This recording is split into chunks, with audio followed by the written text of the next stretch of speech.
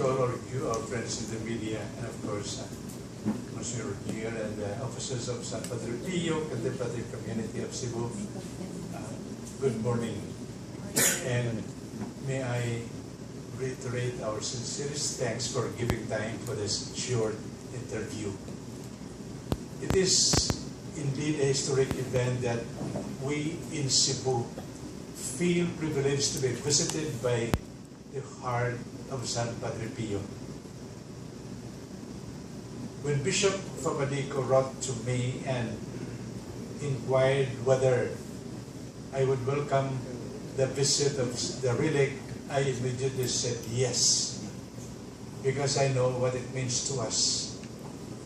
He did mention that it is also one way of inspiring, encouraging all of us, but in particular the clergy and consecrated persons in this year, when in preparation for 2021 we focus on the year and consecrated persons, knowing that San Padre Pio is of course a religious, a consecrated person. And so I'm happy and I'm grateful for your presence, because you can spread the good news that come October 11 to 13, the heart of San Padre Pio will visit Cebu. There are only 3 places that the heart will visit.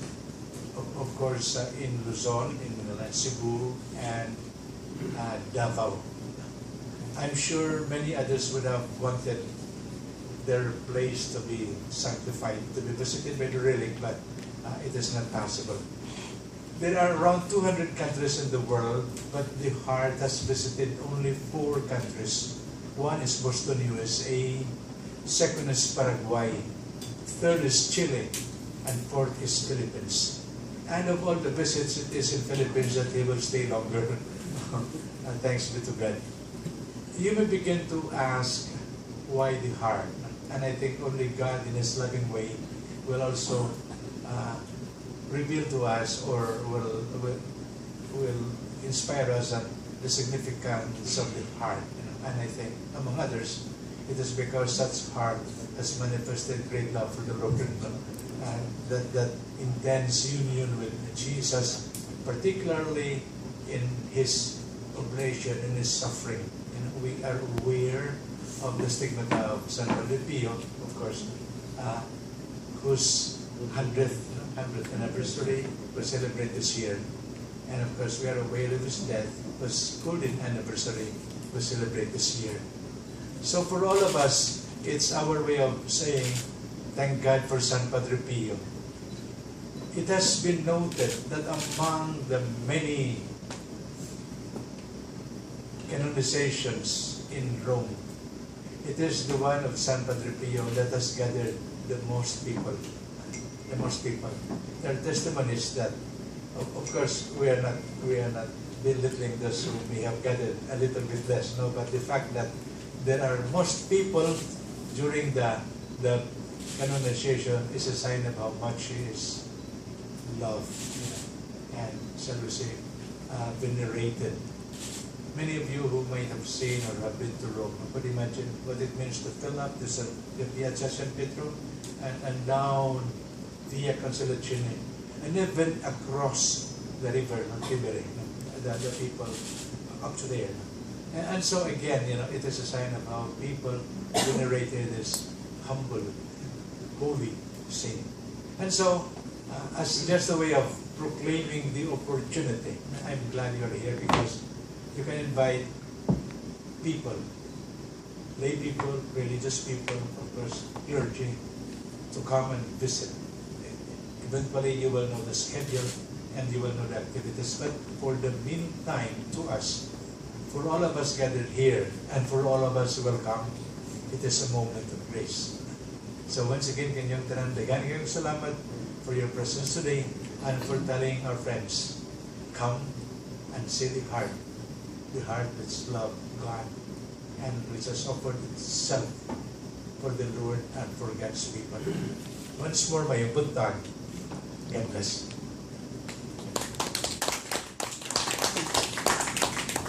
then before we have the lay members of the San Padre Pio Contemplative Community of Cebu, si Monsignor Roger, the chaplain of the community, will now introduce us a very important activity as part of this visit. So, good morning to everyone. One of the highlights of the visit is the gathering of all the priests and religious, not only of Cebu, but of the entire Visayas, and that will meet the 17 dioceses and archdioceses throughout the Visayas. And this will happen on the second day of the visit, on the 18th. So from the cathedral, which the relic will be received on the first day until the following day of 18, at around, 11, 12, on the 12, at 12 o'clock, the relic will leave for ISC. There, for the gathering of the clergy and the religious, because as the Archbishop has mentioned earlier, Padre Pio is proclaimed as the model of the priests and the religious on this year dedicated to them. And so what will happen on this half-day gathering, this will be an exclusive gathering for them, and there will be talks and reflection and prayer that will end with the Mass. And this is the initiative of the commission of the City Commission on the clergy, headed by Bishop Ben Famadico of Laguna, San Pablo, Laguna. Because the relic would have stayed for its entire visit in Laguna had it not been for the invitation of Bishop Ben. Because when Giovanni Rotondo allowed that the relic will be brought, the heart relic will be brought to the Philippines for 10 days. The first permission was only for 10 days. And it will stay for the entire 10 days at the National Shrine of St. Padre Pio in Santo Tomas, Batangas. And Bishop Ben asked for an extension. So it was extended for another 10 days. And this time for the religious of the entire Philippines. And for that reason, the relic would come to Cebu.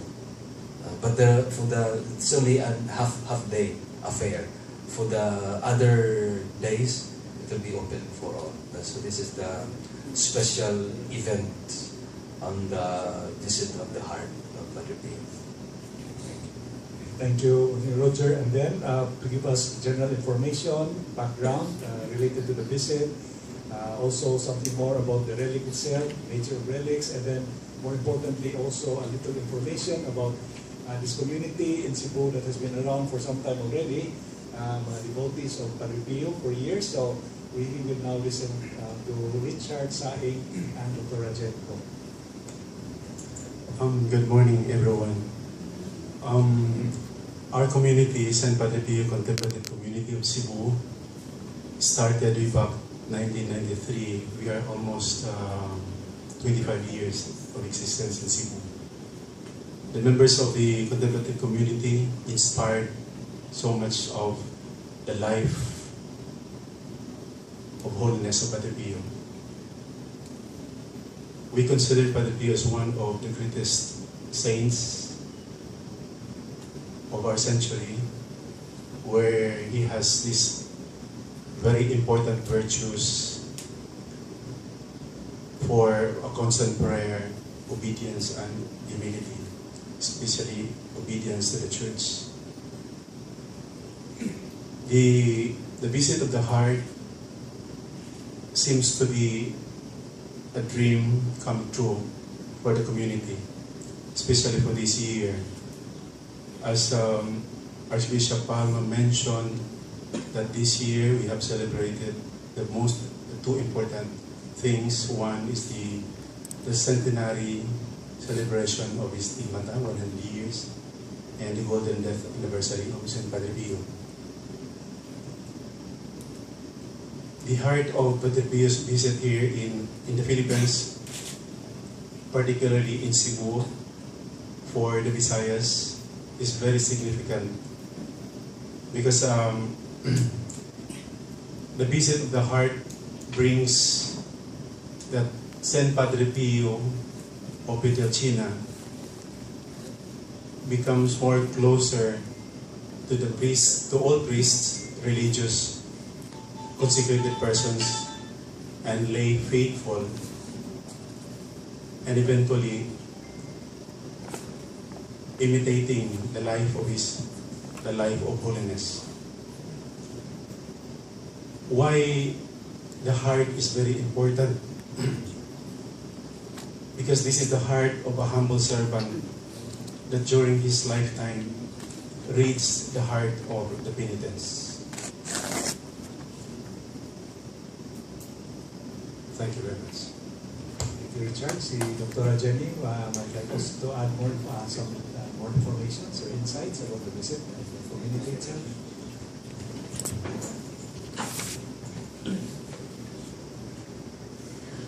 Actually, the whole body of Padre Pio was exhumed on his 40th death anniversary. That was 2008. And on that time, that was the time also that they discovered that his heart is also incorrupt. So they take it out and preserve it, and it is just now that it's been going around. But as Archbishop Palma said, we are the 4th country that is visited by the heart. And this the heart, when it was exhumed 10 years ago, it's the whole heart that was incorrupt. And so now I think they preserve it with, we can see it now on its arrival, that it's been complete. At first we thought that it's it's only a specimen of the heart, but then we saw in the pictures that it's the whole heart, I think with the aorta attached to it pa. So the coming of the heart, as Brother Richard had told you also, that it is the significance of this is that the heart of Padre Pio can read the heart of the penitents. That's one of his gifts. So we hope that the visit of his heart now will also be significant to each one of us as spiritual children of Padre Pio. Thank you. Thank you so much. Now the floor is open to entertain questions, clarifications from our reporters present. So thank you, panelists, and also anybody who has a question can just